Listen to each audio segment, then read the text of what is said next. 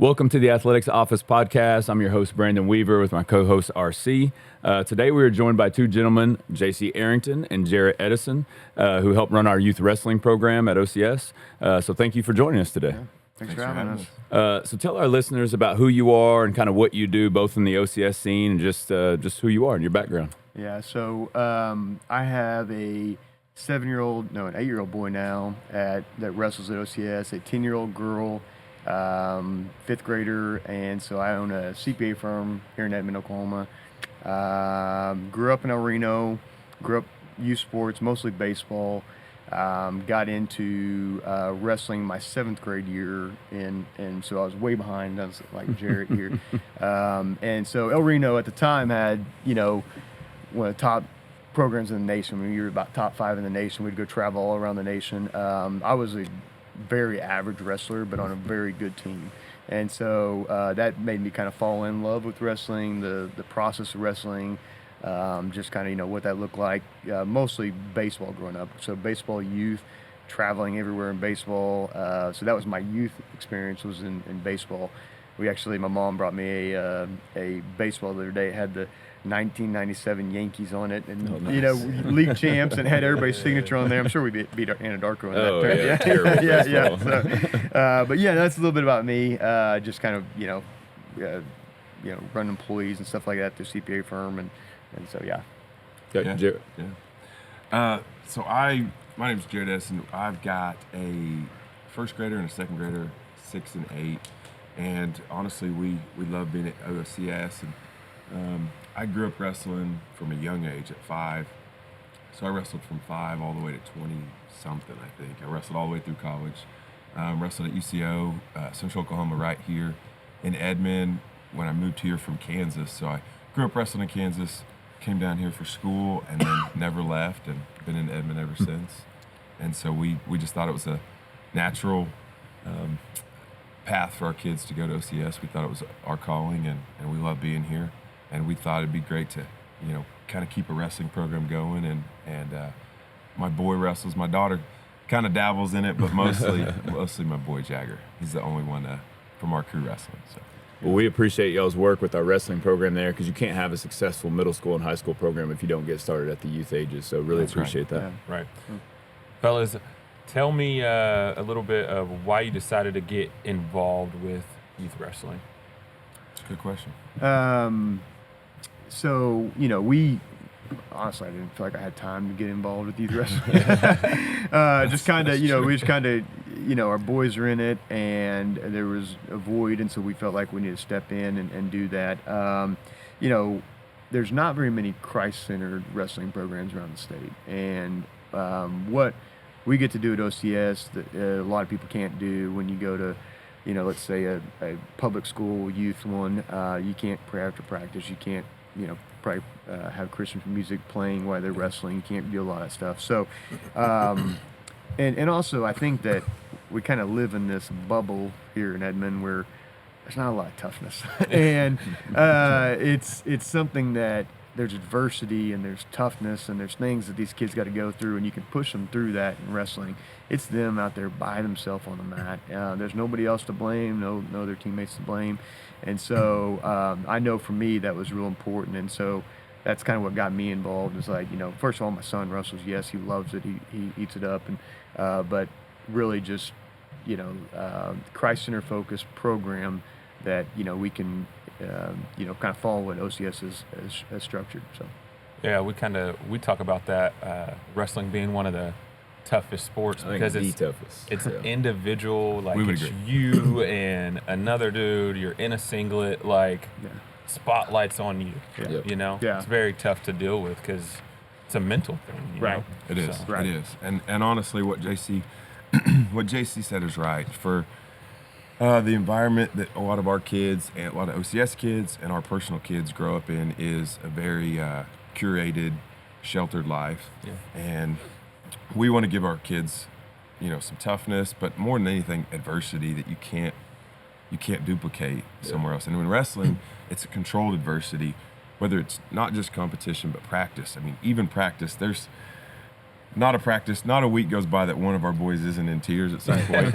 And that sounds bad, not because we're overly aggressive or yelling or anything like that. It's just the amount of emotion that's involved, because you're right, it's you versus, one male versus another male, female versus female, either one, but it's you mano a mano, and there's a lot of emotions and a lot of testosterone. Maybe there's a lot of, but there's some aggression and controlling your aggression, controlling your emotions in a hard situation. And one of the things that I had to walk my wife through early on, because I'd done this for so long that I was just used to the emotions and the ups and downs. Yeah. And the first tournament we had this year, she goes, "I can't do it anymore. I'm done." And she said, "I'm out of here." And I said, "No, stick with it. You're fine." But the ability to, let's see, at our kids' age, it's a 1.5 period. So you're going to go 3 1.5 periods, 4.5 minutes. But you're going to go through physically what you might go through in an entire half of a football game, as far as how winded you're getting, the amount of down to the science, the amount of calories you're putting out is immense. And so your body's working hard, your emotions are going, and there's going to be times where you're going to be the highest of highs because you just won, you beat some great kid that you loved and you're excited for, or you're going to get beat by a kid. And so there's peaks and valleys, and learning to navigate those. And one thing I had to tell my wife, and she wasn't ready for, was you might have your biggest high and then you wrestle in 10 more minutes and you might have your biggest low of the day. And so to navigate ups and downs, it's not like if we are coaching football, you have one game that day, you either have an up or a down, but you kind of ride with it. You have to respond to a low and bounce back in 20 or 30 minutes, and you got to go again, and you got to go again, and you might wrestle 3 times that day, you might wrestle 8 or 9. So a lot of being able to navigate ups and downs and navigate adversity is kind of the things that we want to replicate and have our kids involved with. I mean, you talk about even just within a match, you may dominate the match, you may be doing well, and one slip up. Right. That happened last week. So SJ was beating a kid 10-0, and just he had that. He was walking around, big. He was confident. He was confident going into probably the last 15 seconds. He shoots in, and the guy does what's called snake, goes into his back and pins him. And so his motions completely changed. We could barely console him. He was not happy. He was not happy. That. And so, but it just that immediate change of like, oh my gosh, But it's like what a great teaching moment of like, hey, in life when you kind of start thinking like, oh man, I got this, and then one slip up, right, and how quickly that can change, and I just think just athletics across the board, but particularly in wrestling because, like you guys talked about, it's mano a mano, it's one person. And you may do an incredible job and give so much effort and get physically and mentally whipped out there. And you got to walk off that mat in front of everybody who's been watching. That's a great point. And control yourself. Like at the end of the day, if our basketball team loses, there's a whole team right there. And there's a team aspect to wrestling. Yes. But when you're out there, it's one-on-one. I mean, I think the only thing that's somewhat close, but it's not necessarily a physical thing, is being a pitcher maybe in baseball. I would agree. Right? And you're one-on-one. But again, you might give up a hit or something. You didn't get just physically whipped, right? You're coming off that and exhausted, but then also the feelings and emotions of the loss. Right. And you talk about the parent aspect.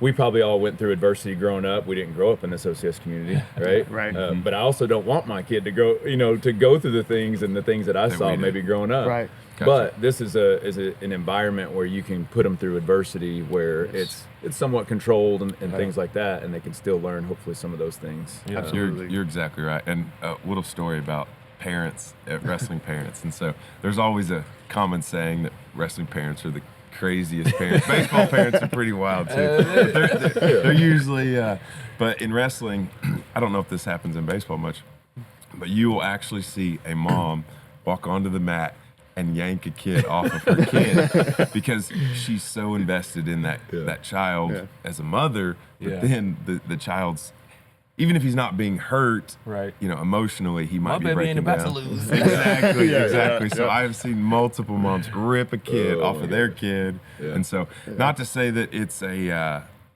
sport of barbarians. I'm not saying it's barbaric in that sense, but there's so much emotion, and sometimes not everyone can restrain those emotions. Right. So, I went to our high school match the other day, and I would see moms in the stands, and then as soon as their kid got up, they'd go around the corner. They didn't watch. Yeah. You know, they didn't want to watch what they had to go through and everything. So it is. It's quite the investment. My wife has grown up in wrestling, so she was there. She was a man.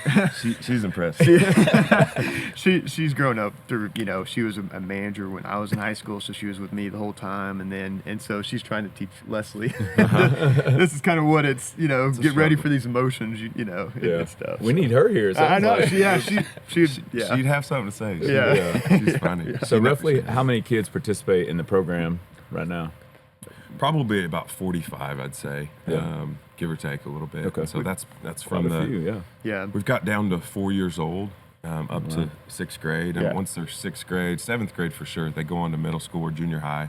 Yeah. And so we kind of pass them off at that point. But I would say everything from down to 4. We've got some 3-year-olds. Wow. Yeah. It's hard with a 3-year-old to focus, but we know a lot of 3-year-olds that if their dad coaches, or if their parents coach, or if their older siblings are in it, they might be at every practice anyways. And so some of the kids start at 3, and they're impressive, just like gymnasts. A lot of gymnasts start early. And there's 2 divisions. There's novice, which is the younger ones, and there's open, who's the 2 years plus experience usually. Okay. And so the opens are less group. You know, there's not as many in that because it's, you know, there's not a lot of experienced guys in the youth. And so, you know, there's just probably 15 or so in that group, and the rest are novice. So, and that's what we're really trying to build. We're trying to build that open, you know, get these competitive kids. Because, you know, we were at that duel the other night, and what was really cool was seeing all those youth kids wrestling for the junior high team.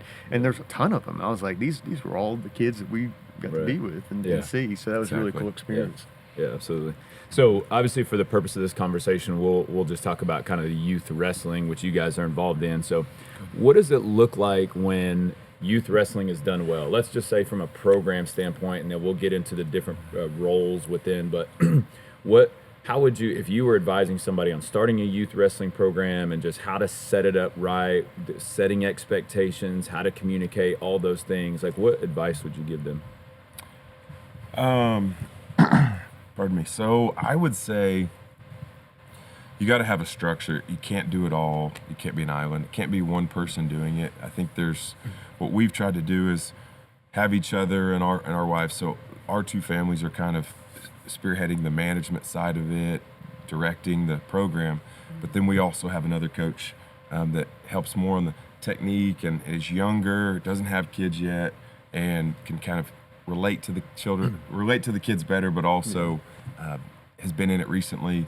He's a little more physically still fit, and he's recently out, so he can roll and wrestle with the kids if he needs. We do too, but we get hurt a lot more. So it's nice having multiple aspects. It's hard to run it all. I grew up wrestling, like I said, from 5 years old, and my dad ran the program from when we were 7 or 8 and ran all the way through, my brother and I, all the way through. And then he has been coaching for 30-something years. He just now, shut the program down this year. Wow. He's in his 60s, and he's like, I don't really want to do it anymore. I said, I get it. You've raised and developed a lot of kids over the years, and strong young men and women. He coached on the Kansas women's team. He was the first women's coach, kind of got that program going. And now girls wrestling has exploded down here and across the country, and college programs, D1 programs even. So it's really grown a lot. And so he's seen a lot.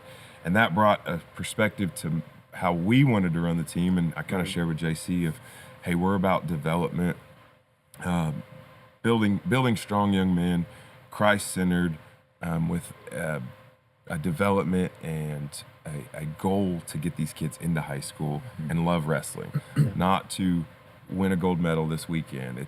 We want to develop them on the right path with the right training and the right mindset early so that we can make it to that next level in high school. Yeah, I mean, exactly. It's, a lot of kids come out and quit because it's a tough sport. They're out there, they're getting beat up, and it's teaching parents that you just keep pushing your kids to stay and fight through that adversity and doing it like Jarrett said. It's a long-term goal. Building character through your losses, building character through, this weekend again. SJ gets busted in the mouth, blood everywhere down his seam.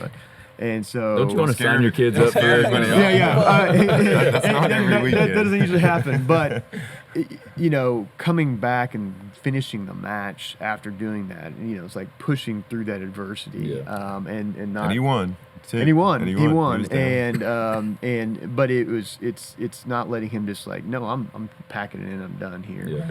And I feel like back to our bubble culture, it's a lot of, okay, I don't like it, quit. If you don't like, stick with it, pursue it, and it's for the long-term goal. It's not about winning right now. So it's building those character traits and toughness and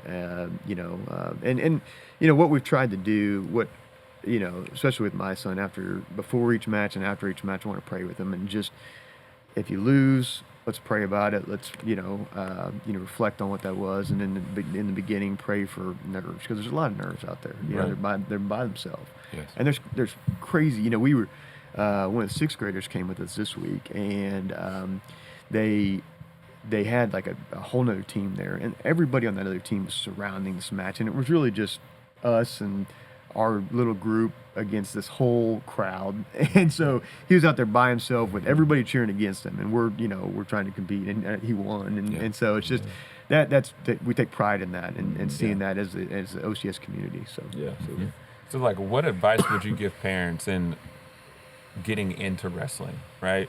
So you have your parents that are getting into it, like new parents, and then you have parents that have been in it for a little while, like you guys, are seasoned vets at this thing, right? What advice would you give those parents?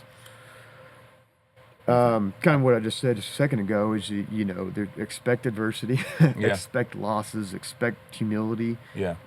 Because really, it's not the most athletic, strongest kids that win. It is the kids that, a lot of time it's toughness. A lot of the time it's toughness. And so, and there's going to be such high emotions from the parents to the kids, and just dealing with those emotions. And so, I guess that would be, Yeah, I think you're right. And I would say just preparing, like you said, toughness, it takes toughness, mental and physical, but we're also developing toughness.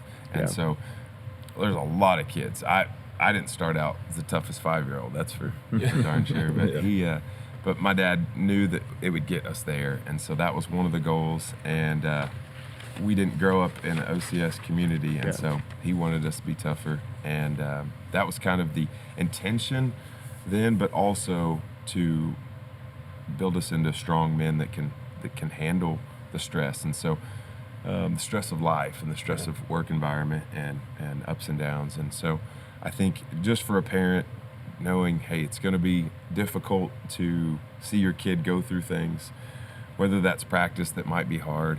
It's not necessarily the injuries, because honestly, you get injured less than football if we're going to compare it.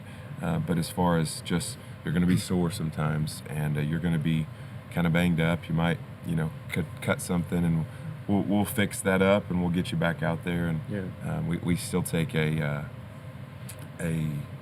overall approach. We don't want kids hurt and leaving because they're getting too banged up. So we might change things up and adjust practice or competition because of it. But we want kids to go through kind of the stresses of tough competition and tough practice, and then build from there. And iron sharpens iron. So kind of that mentality. And I think about my personal life, when I was taking a CPA exam, or dealing with employees, or dealing with all these things with my business. It's like, this isn't as hard as it was in wrestling. I think back on some of those things, like I've been in a whole lot tougher situations, and it's prepared me in life to do different things. And I'm sure for you as well. That's a great point. And I didn't mention this earlier, but I have a pharmacy in Jones, and we have the pharmacy in Jones Drugstore, and pharmacy school was, when I got into pharmacy school, they kind of, during the interview, they asked me, what's your background? And I told them, and I had a professor who I followed all the way through and talked with, and he wasn't the most athletic professor, but he realized that I made it through undergrad while competing on a competitive national level team, national championship team, while also studying and meeting all the prereqs and the requirements to get into pharmacy school. So the ability to do that it's just like working a job through school that a lot of us might have done, but it's a different level of, hey, I still got to make weight. I got to eat right. I got to say no more than I want to say no to friends and opportunities to maybe not be on the right path. I got to say no more. So learning that discipline early in wrestling helped into my professional career and my schooling to get there too. Yeah. And I think you mentioned, or maybe on one of your other podcasts, but the Jocko, right? The good. Yeah. You know, that I've let SJ listen to that a couple times. Like, when you lose, that's good. That's an opportunity to reflect and get better. Yeah. And so, Learning loss. you know, it's such a powerful thing. It's like, yeah, good, you didn't get the job. You know, it's something that will allow you to persevere through it. One of our future episodes that we're planning is how to let your kids fail. Yeah. Because as parents, you know, it's easy when our kids succeed, but, you know, it's tough when, you know, it's almost like parents need to ask the question, what am I going to do when, not if my kid comes off the mat crying. Right. Exactly. Right.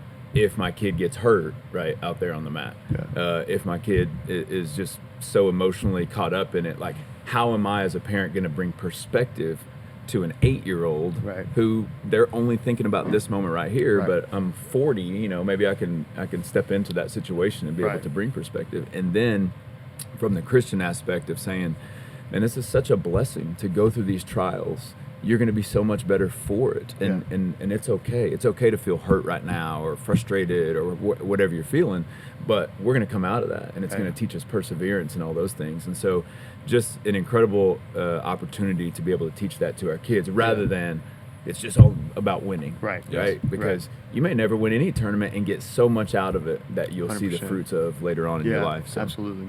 So let's move on to coaching. So what advice, you know, obviously you guys brought on a coach. What advice do you give coaches? What direction do you give coaches when they're coaching young kids? I mean, you talked about maybe even 3-4 years old up through 6th grade. What kind of direction are you giving them? Have grace. Have grace. Grace is Lots important. of tears.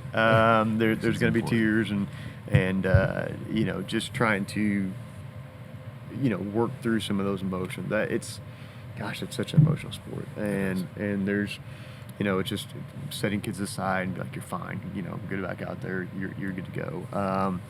And learning how to lose, and you know, teaching those kids how to lose. But Brick, you know, who's our youth coach, our boys have. They're decent little wrestlers. They're out there, they're wrestling, and then something will happen. They get, you know, a little nicked up or something, and sometimes they just lose it, and just, you know, lose it, and then they completely just lose their momentum. The other kid sees that, they're like, oh, I'm going on attack Yeah, now. in the water. And so with Brick, he's, you know, we talked about, well, we don't need to cry on the mat. We need to take that off the mat and deal with it afterwards. And so we're just trying to, you know, push that through. But Yeah, no, I think grace is important. I think setting a standard, whether that is expectations for parents, expectations for kids, effort level. I think effort level is hard to coach. You have to motivate kids to give effort, but also they've got to contribute. And so sometimes that means explaining to them, hey, effort is the most important that we can have out there in any sport. I think you guys would agree. Yeah. Effort's first, because if we're not giving effort, it doesn't matter, because effort in practice translates to competition. So I think effort and having a standard of character, sportsmanship, starting with that base, and then having a standard of, hey, these are the types of technique we want to teach. These are the types of positions in wrestling, or the standard of competition, I guess. You know, without getting too specific into wrestling specifically, but if we're gonna show moves in wrestling, we want to make sure we're doing things the right way, or the most competitive and true way. If it's baseball, you can get the baseball over the plate, but that doesn't mean it's the best way to bring your arm through. I mean, whether you're, you know, under submarine arm, whatever, you know, or over the top. I played 2 years of baseball. I don't know what I'm talking about. I was a kid, and so my kid actually plays baseball. To be funny, and I'm still learning like crazy. So, but no, to be able to actually teach things the right way and develop the kids, but also the coaches are going to develop, because you're going to learn how to coach kids, and you're going to have some difficult kids in wrestling, whether they're just not very tough, and we've got to try to increase the toughness and the effort from them, or maybe they're let's say a wild child that you got to kind of tame down and direct and get on the right path, because some parents bring them in because they're like, my kid's so wild, I need an outlet. And wrestling is an outlet. Energy, Right? It's a physical outlet, emotional, mental. There's a lot of mental capacity to wrestling as well. So it's nice for kids to develop, but you're going to have a lot of different types of wrestlers. And there's a saying, wrestling's for everybody, because there's no one type of wrestler. There's no body type, no height, weight. There's a gamut of weights that you can wrestle at, but as well as body types. I mean, you can be short, tall, round. You can do a lot of things, and I've seen a lot of good wrestlers that look like Greek Adonises that aren't great wrestlers. And I've seen a lot of great wrestlers that look like they just got off the couch and have never wrestled ever. But they've got lungs and a gas tank and the will to keep going, and they're impressive. So it's pretty cool to see how many, or the range of athletes and individuals that can wrestle. So just knowing that and allowing that as a coach. Well, it's different sides of the same coin, right? Because you got to have grace, but then you got to also make them competitive, right? If you lean too strong on one way, it gets real tough, right? Because the kids that need the grace are just getting pushed, challenge, and then they may want to quit. Right. But on the other side, if you're all grace, it's like, well, now you're just getting whipped every time. You're not really getting pushed and challenged, and so. And then I think when I've struggled as a coach, it's because I put my identity in their performance. Right. And I'm hanging on that, and so then I get frustrated with this kid, right? Because they're not performing up to what I want them to do, and it's like it's about the kid. Right. I need to think, what does this kid need right now, not what I need as a coach. So. I think I struggle with that. No, you're good. I think I struggle with that mainly coaching my own kid. That's what I was going to say. Doing had a basketball game this last Don't weekend. bring that up. Don't bring that up. Had a basketball game this weekend. My daughter jams her finger, right? It's basketball. That happens. Out 6 months. I don't know. And I'm sitting here. I'm like, she starts grabbing it, and then she starts crying. I'm like, wait a second. What are we doing right now? And Coach Weaver's like, hey, you need to come off. And she's like, and I'm like, no, stay on the court. You're fine. And she comes over and she's like, it hurts really bad. I'm like, just move it. You gotta, it's fun. You gotta stay moving. And just crying. I'm like, oh boy, what am I getting myself into right now? But it's one of those experiences where, as a parent, you're like, all right, how can I help you through this process? I probably didn't do a good job of it looking back at it at Saturday. I'm like, because I was like, no, get back out there. You're fine. Get back out there. And you should have then sent her to mama. I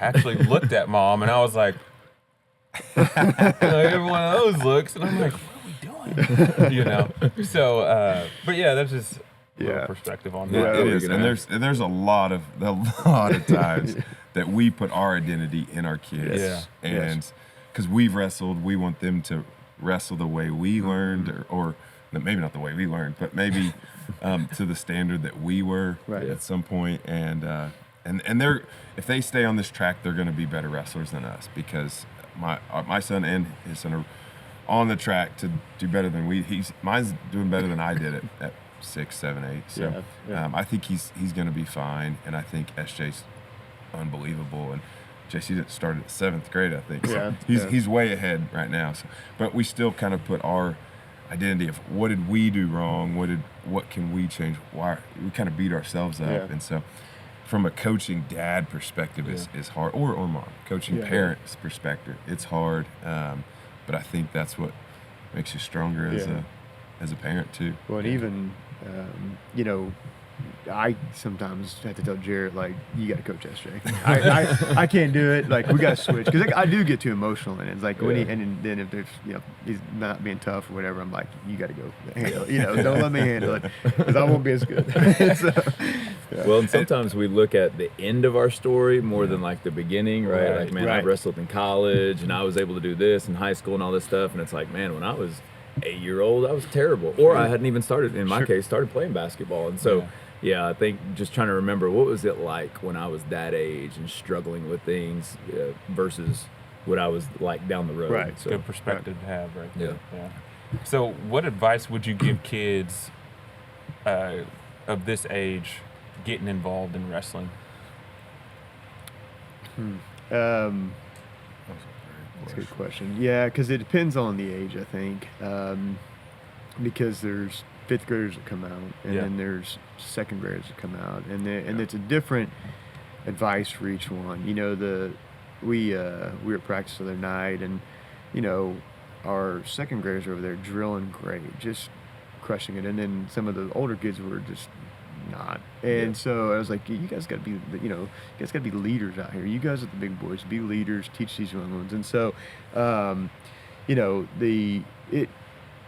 I don't know if I'm kind of rambling on what advice, but I think that it you know, there's that adversity is going to happen. You're going to, you know, get in situations, and so just pushing through it is you know, the biggest. It's really just getting through it. I mean, it's tough, and I think that's why we want our kids in it, right? Is because they're building that mental toughness. It's funny because we you know, our same boys that wrestle go on the football field, and you can noticeably see a clear difference of toughness. For sure. You know, we played Washington in the finals of youth football, and they had a kid that was a big kid, and so we could not block him. I mean, we could not block him, and so we were trying to find ways to, you know, and it's just you know, sometimes we just find kids that can go out there and just, you know, get on someone and push through. So You're right, and I think that the hardest thing is the difference in ages, and you have to set an overall standard, but then you kind of have to elevate that a little bit higher for the fifth grade kids, and we lower it a little bit.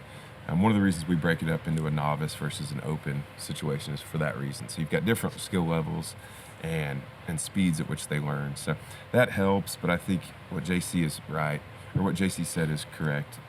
You've got to find the best way to relate to the kids, and so you have to be a little bit friendly and engage their, you know, how was your day, how was your life, ask them. It's more than just coaching, but you have to watch that line, because you can't get too friendly, because it's also hard to push that kid. If you're only the friend, you've got to be the coach as well. So even at a young age, we try to set a standard of, hey, we're friendly with you, but we're still your coach.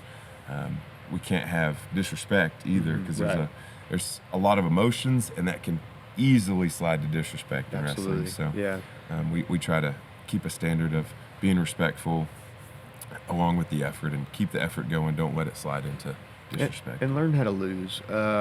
We were, again, at a tournament this weekend. We had some sixth graders there, and there was a kid that was very frustrated that one of our OCS kids was wrestling.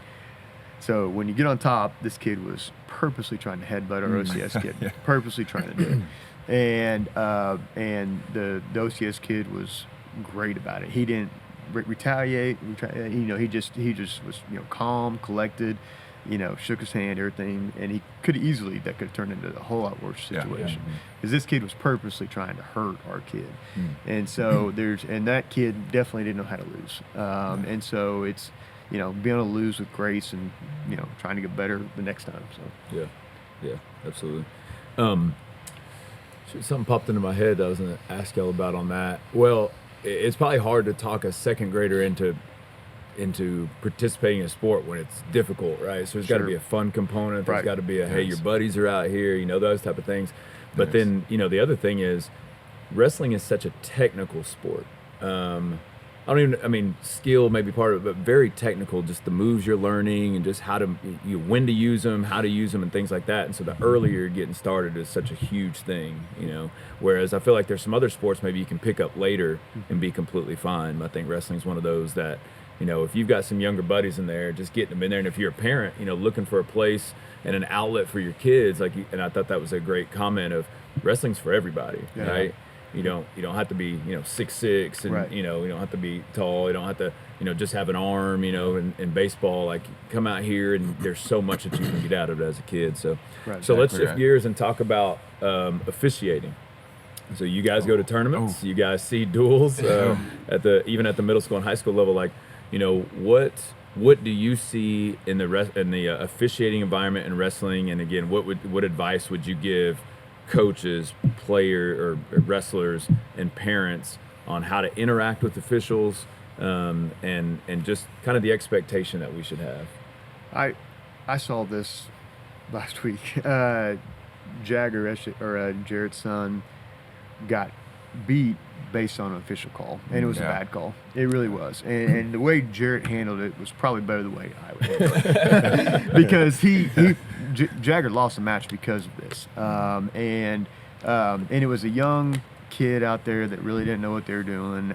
Probably shouldn't have, I mean, it is what there's not a void, right, of officials. And so that Jarrett handled it with such grace. He didn't yell at the ref. He didn't. I wanted He to. wanted to. We'll have to go back to the film. Yeah, Look at the film. Don't let him fool you. I question the ref. He questioned. I And they question. did it with grace, though, and he didn't. And Jagger lost because of this. But taken into perspective, it's just a 1 week tournament. It's not a.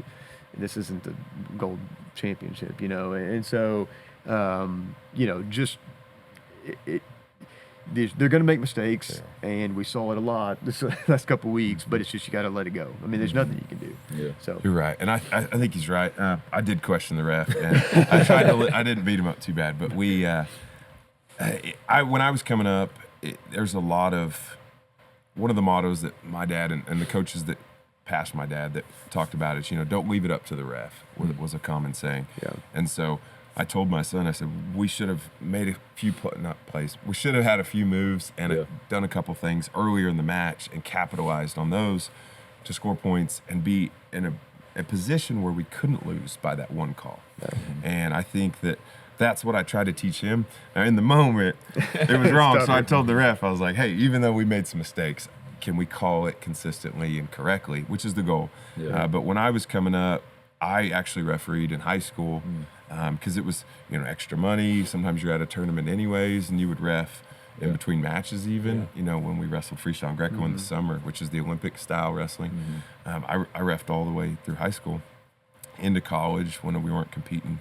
I would still ref. So I know what they're going through as well, and it's hard to find refs. The reason I had the opportunity is there's not a ton of referees. I imagine that's in your guys' umpires Across the board. and basketball. Absolutely, yeah. So I think part of it is the way that parents handle when calls don't go right, and so there's a lot of older refs that I knew coming up. I mean, I when I was in Kansas, we had a ref that refereed until in his 70s. He hit 50 years refereeing in Kansas for the state tournament. And so he had such bad arthritis, his calls were like this. He couldn't even bend his elbows right. It was wild. But he he knew the calls, and he knew what he didn't know. And so he would consult with his other – at the high level in high school or college, you have 2 referees. So he was commonly consulting with them if he needed. But back to the youth side – there's a lot of times that referee's not adequately trained or hasn't had a seasoned number of years officiating. So I try to give him grace. I honestly, when I'm questioning him, I'm trying to teach him for the next match. Right. Because my kid didn't get it, but I want to make sure that other parent that we have on the team, his kid maybe gets the benefit of the doubt or the right call, I guess, not the benefit of the doubt. Right. So, but I think for parents and officiating. We have to speak on that. Officiating is not easy in youth or high school sports. Yeah. And the expectations of parents now has gone even higher than I think back in the day. In our day, parents wouldn't talk to the official as much just out of a respect barrier. But now they'll be on the mound. Man, you might have a parent come out on the mound. I've seen Little League, softball, baseball games, and it's like you got parents yelling, chirping at the umpire. I'm like, this dude is making like $50 a game, and you're out here chirping at this guy. Or it's like a league game at one of the parks around here, and you have just some random high schooler coming out there, and it's like he's indecisive with his calls first, but it's like then you have parents that are like, guys, this is not Game 7 of the World Series right now. Like, exactly. It's Tuesday night, and I'm like, can we speed this thing up a little bit? Let's go. Yeah. So I think that has some say in it. Like parents, like, don't be so over the top. Yeah. Like it's gonna happen. Let your kid suffer through this bad officiating Yeah. call. Like we do it as coaches in practice. Like I'm a terrible umpire Oh in my gosh, practice. yeah. I'm so bad because I'm watching plays. I'm like, oh, nope, he's out. Yeah. And they're like, coach, yo. And I'm like, we have a rule. Yeah. You don't argue. Like Yeah, if that's you what it argue, is. you're Yeah. done. Like Yeah. see ya. You Yeah. know. Good. So it's just one of those things. So And your kids are watching you, and so Great they're point. gonna Great get that point. same mentality of what Mm-hmm. if you're yelling at that ref, they're gonna be now Yeah. back talking at the ref or whatever that may be. So Right. you're teaching them a lesson of what you do in the situation. right. Exactly. Would be an interesting exercise. I don't know if it's logistically possible, but to invite parents to officiate a match, maybe yeah, that yeah. that their kid's not even involved in, right? 2 other kids or something, Yeah. just to see how much there is to watch Right. for and how difficult it is and things like that. Maybe that gives you grace because if you've been through it, right? If you've Yes. officiated, and there's some things that are tough. But again, going back to the Jocko thing, it's like good. Okay, we were, it was unfair. Well, sometimes life's unfair. Yeah. You know what? Right. And we're going to learn that in this environment and then be able to take that forward. And that's going to be a really good lesson, better than that medal would have been if we would have Absolutely. won or Right. something Yeah. like that. So, there's such an opportunity there. But yeah, I mean, we were talking before we started the interview about just how difficult it is and how the ones who have got in have got out quickly because of what they've had to put up with. And so now we're left with an aging officiating population or a very young population that is not experienced, Right. is not confident in their calls and things like that. And this is what we have made it, right? Yeah. We as Right. coaches and parents have made it, and now Yeah. we're dealing with the repercussions of that. And it's like, well, are we going to be a part of the solution and helping that environment? Right. Or are we going to be a part of the problem and it's just going to get worse and worse and worse? Absolutely. Yeah. Because, I mean, I get it as a parent. It's like, man, I paid money to come in here and this is what I'm putting up with. Yeah. Yeah, it is It because is. of how we've treated them for years and Sure. years and years. So, Yeah. Yeah. No, you're exactly right. So, kind of switching a little bit, is there anything that you wish schools did better to help the wrestling environment? I think you told me this, Brandon, but OCS needs a winter sport. Besides basketball, it needs those kids doing something, involved in something, and so I think OCS is, from a school standpoint, has done a great job. When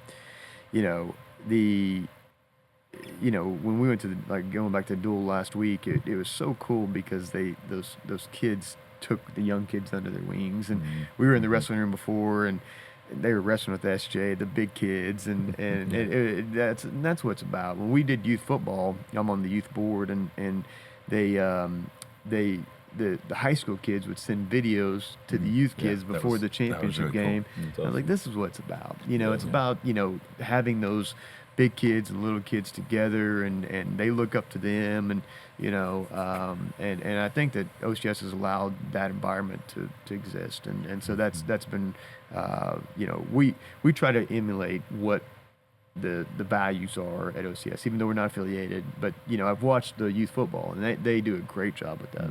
The same colors, same things. We're trying to do that with wrestling. So Some traditions and Yeah. some of the things that Coach Riff does, they tried to share with the football team. So we try to align with the high school team to have a common traditions, the way of doing things, and obviously Christian faith that we're going about our program. So, but I would say, excuse me, I think the biggest thing that my wife Leslie brought up was she was a basketball player, and when you are in basketball, it's the other winter sport that pretty much dominates. We don't have swimming either, so not anymore. We used to. Yeah, really Used to have a swim team. interesting. Interesting.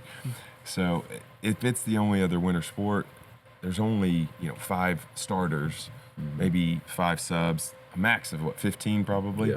And so if you've got a high school of 150, I mean ours is small, but say you got 150 young men, there's only 15 going for that. And there's other programs and activities that I want all the kids to try. I'm not saying that, but if you are an athlete and you're wanting to play a winter sport and you don't make that 15, maybe wrestling's another option, Yeah. especially in middle school, junior high, to start then. Say, hey, maybe I'm not going to be 6'6", and we're in a school that you need to be you need to be a little taller. Maybe I'm 5'9" or 5'8". You're not, right in the range of could be a great wrestler, great athlete too, but doesn't have quite the body type for basketball.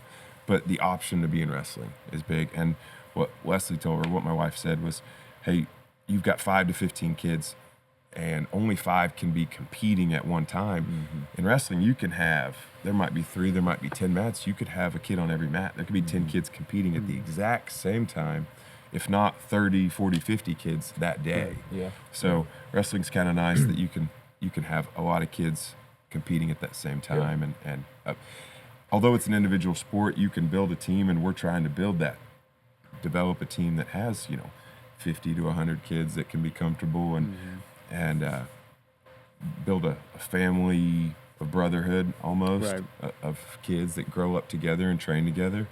And when you have that, it's such a strong bond that carries on, and there's nothing stronger than competing with brother. I mean, I know there's fraternities, and those are important, but there's nothing like an athletic brotherhood that we all have gone through. And so to build that from the beginning or their early defining stages, I love that. I love that for kids. I love that for kids' development and friendship and fellowship and brotherhood. And that's what our boys are, literally best friends. And Oh, I thought they were brothers. well, yeah, brothers. They call each other brothers, from but another mother. they're literally best friends, and they will fight on the wrestling mat. But they get outside there, and they are inseparable. You know, and so it's having that, like I said, that brotherhood. So Yeah. Well, my basketball friends are always like, why in the world would you start wrestling? You're the only game in town. And I'm like, because there were so many kids looking for something to do in the winter, and they had no outlet, right? And you can go to a spring sport, but you're just practicing at that time. It's like, it's another opportunity for competition, and and like you talked about the benefits of even like going from football to wrestling, right? And then back again, and the physicality that you play with, and the mental toughness that you have. And it's like, at the end of the day, my job as an AD is to, if there's kids that are interested in something and there's an opportunity there, to research that and make sure it's sustainable. But and we've had incredible parent involvement in our wrestling program, parent support. To be able to, when we started it, we were going down to OWA, and now to get it on campus and just be able to do it, the facility there has been incredible. And then, that's one of the benefits of being at OCS is this whole elementary through high school. Yeah. Because in the Edmond schools, the middle school's separate, the elementary's separate, and so, they've got successful programs, but, we have this built-in benefit of this community feel, and then doing it all the way from elementary through high school. Now, there's some separation that you talked about, really for logistical purposes, but we feel like that gap is bridged really well, and ultimately to have people that's, like you talked about, football and wrestling that are aligned with our mission at OCS has been just, we're going to reap the benefits of that on the middle school and high school level because of the work that's putting in at the elementary. So really appreciate that. And we see it at the wrestling tournaments, and they'll come up to us and, really intrigued at OCS. They want to know more about OCS. They're asking us questions about OCS. Like they want to know about the school and what it's about. And so it's a good opportunity for us. I mean, it seems like every tournament I get someone comes up to me and is like, "Hey, tell me about OCS. You guys, you guys, competitive. You guys, this is, it seems like a good place. Competitive, good team environment. The Christ-centered approach to it. A lot of parents want that. A lot of kids need that. I don't know if they all want it right away, but they need that. And so it is awesome to see that and hear that when we're at tournaments. Yeah. And I like that. But it's really good for I lost my train of thought. When you were talking about high school, and what I was going to say was, when you're in a smaller school, it also allows that. And that's one of the things that I love about OCS is if you're at Santa Fe, you're not playing 3 sports. No. You know what I mean? If you're at a big school, it's really hard unless you are an unbelievable athlete. It's hard. You're going to have to specialize, and you're going to have to be dedicated to that. And so, but you can, be in a winter sport as well as a fall and a spring sport at OCS. Yeah. And so that's one of the things that we loved, and I didn't want football and baseball to drown out wrestling. And so that's my goal, is to keep him in the program all the way through so we can compete. We're still competitive, and we're still, we're not just a small school that's not competitive, but we, at the same time, we want to allow the option to play multiple sports and be involved in all seasons. Yeah, I mean, I don't think people really understand this at OCS. So our fall sports in high school, none of our fall sports finished outside the top 5 in the state in their class. I didn't know that. That's not normal. Right. At Anadarko, we were good at 1 or 2 sports. Maybe at El Reno, y'all were good at a few sports you're kind of known for. Like, it's just incredible the success. But to do that, really you have cool. to have your athletes playing multiple sports and coaches willing to share and those type of things. Yeah. But to go back to your comment, like, that's our mission, though, right? Is to teach these kids how to glorify God in such a way that it's seen by everybody else, right? And it goes to our parents too. Yeah. Because if we're out there acting crazy or coaches Right. acting crazy and play, they're gonna be like, hey, OCS, you know, Yeah. they're quick. Exactly. Everybody's quick to say, oh, Christian school, like, Yeah, that's right. Private But kids. more times than not, I hear those type of stories. Like, man, there's something different about that. And it's Yeah. like, man, we're fulfilling that mission that God has given us there at the school. So, Right, absolutely. so if you were National Youth Wrestling King for a day, all right, and you could change a rule or a setup or how youth wrestling is programmed, what would you change? I think it kind of goes back off of what we were just talking about. It like all youth sports, it's a money game, and these youth programs are trying to build monthly memberships.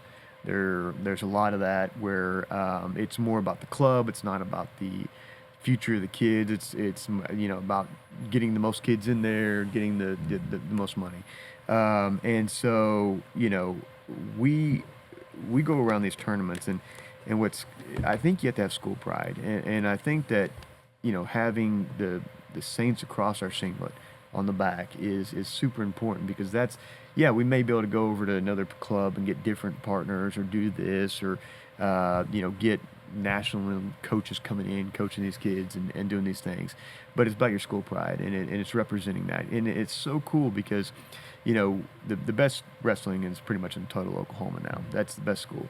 Well, the last couple of weeks we've been beating some Tuttle kids, and so Let them know. Let them know. Tuttle coming well, for you. and it's like they're like, oh, who's this team? Like, who is this? And we're representing OCS when we're out there, and we're competitive, but we do it in a manner that glorifies God, and we're praying. And right before, we warm up, we get together, we pray tournaments. together. Everybody's praying together, and so I think it's not about jumping from club to club to club to find the, it's more about, and that's one of the reasons we did the youth program. We wanted to do that because we want the school pride. We want OCS and Saints youth wrestling part of our kids, and that way when they're Saints all the way up. Yeah, I agree. I'm going to be honest. I don't know if there's one thing I could change, but I think that he's right.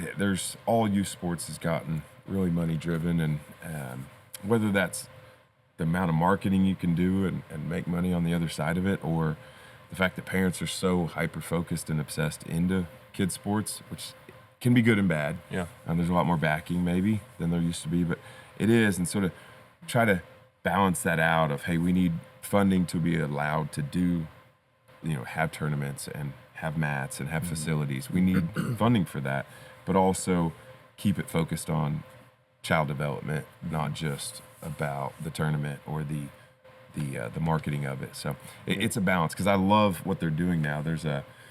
Is it Real American Freestyle, I think, Raph? Yeah. There's an option for kids. It used to be, if you go all the way through college, it was the Olympics or nothing. And really, in the Olympic side, there wasn't a whole lot of funding. It's gotten better now.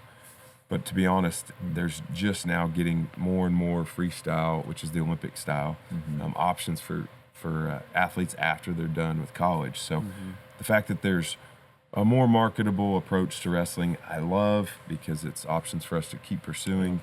NIL in high school and college now is hitting wrestling. So there's some good and bad to that, as there is in football, and we all hate the transfer portal. But I think that the biggest thing is there's more money and eyes on wrestling, which I like. Yeah. But we just got to balance that out. So I don't have the right answer for it, but I think that definitely trying to find the balance of developing kids more than just the marketing. Yeah, of and wrestling. then just making money off of them. That's Yeah. and that's what our program we barely break even. We're barely going to break even. Yeah. But we're not making money. what we also we want to work with the high school, and like for instance last week we bought them some things for the high school because they're you guys are allowing us to use the facilities, and we it's important to us to and those high school junior high kids we coach them this weekend. They're not necessarily our kids, but it's just having that partnership that allows us to grow together and have those relationships with those kids. So.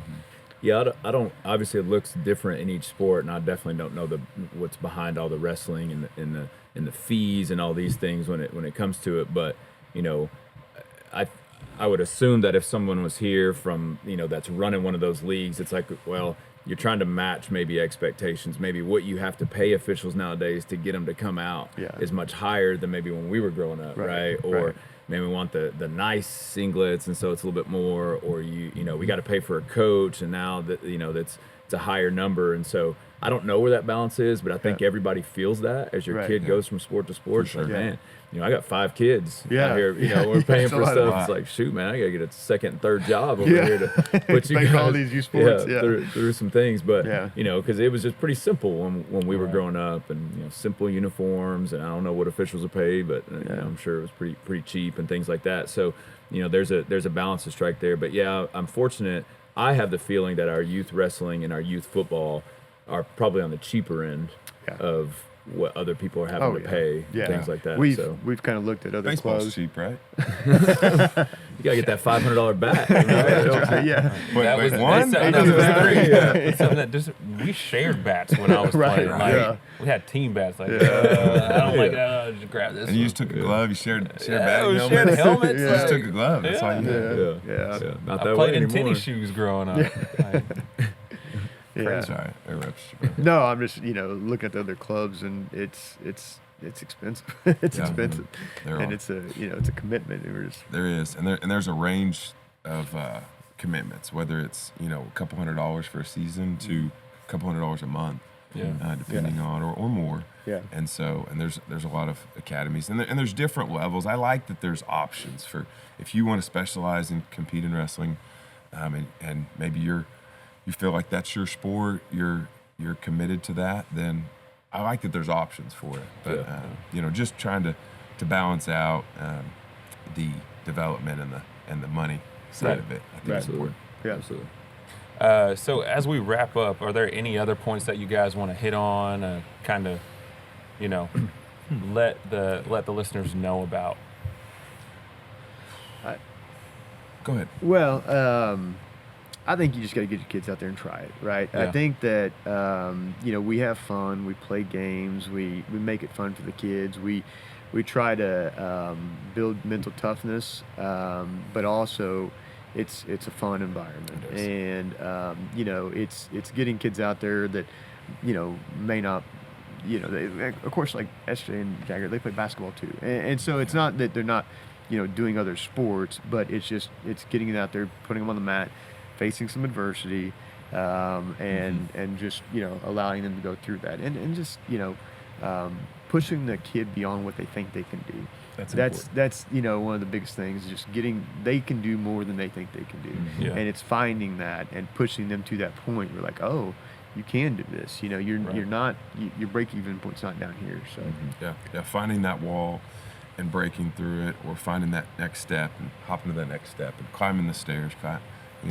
That's probably something we didn't talk about much, but I agree. You're going to hit a wall.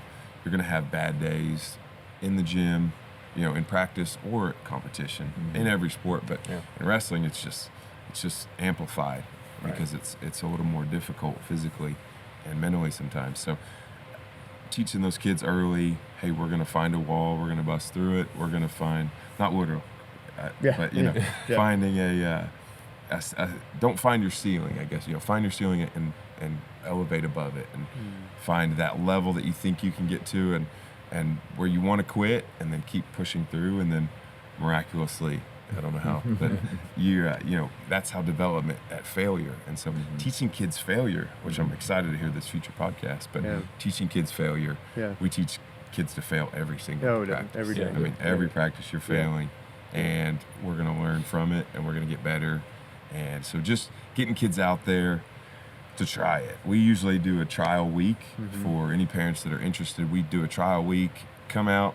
If your kid utterly hates it, then maybe we try next year, or you know, you're not out any money right up, because we're not in it for the money. We're in it to allow kids to wrestle and develop them. It does take money, but that's not our goal. And so we want a kid that's going to stay with it.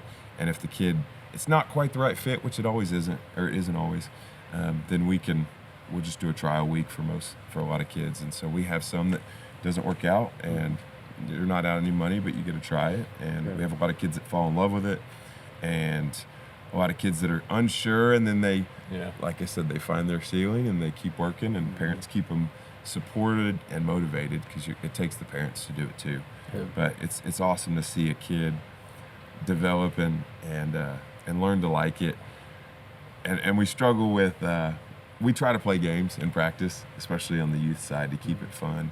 But sometimes we've got to use a game as motivation for effort, and also a game to break up effort. One of the things I learned later in college and then with these kids is sometimes on your worst day, you can't grind them down to nothing. Sometimes you gotta, hey, we're gonna stop. We're gonna play a game now. We're gonna break up the monotony of the grind of wrestling, and we're gonna play a game to keep it fun. And so it's not all tears, blood, and grit, but there's a lot of grit, a little bit of tears, and even less blood. There's a lot of fun too, and there's fun to not winning, but accomplishing things. And so maybe that accomplishment is I got 2 takedowns this match, or I beat that kid I've been trying to beat, or I competed with that kid that's on a whole nother level than me, but I'm rising to his level and competing right there along with him. Even if I lose, I'm competing with him. And so there's different accolades or accomplishments and goals that we can set in wrestling. And so to see a kid accomplish that individual, it's all them. There's no one you can blame. You can't blame the quarterback for not putting it in your hands. You can't blame the center fielder for not catching it. And so it's on you. And once you realize that, man, it's awesome to see those kids develop with that sense of, hey, it's my responsibility and it's my accomplishment, and the confidence they get from it. And I know we're super thankful for OCS and allowing us to do it, right? Because I mean, Coach, he's been great, just saying you need this, we're here, and so it's allowed us to do what we need to do to keep this thing rolling. So Well, I love how y'all both pointed out. So your boys have played football, wrestling, baseball, basketball. And so they're doing multiple things. Track. That's awesome, because I just see some parents, it's just like, we're going to go all in on this. And we've talked about that in an episode that we'll release in the future, just how kids just get burned out on that one thing. They do need to break it up. They do need to something different, and just to be able to have fun with their friends, and maybe even play different roles, right? They may be incredible wrestlers, maybe just average in something else, and they work to get better, and they have different roles with their friends. And so that's such a good part of development for them growing up. So absolutely. I want to say thank you guys for coming on to the show. Thanks for having us. Remember to like and subscribe down at the bottom. If you have any questions or comments, send us an email at theathleticsoffice@gmail.com. see you guys in the next episode. Thank you.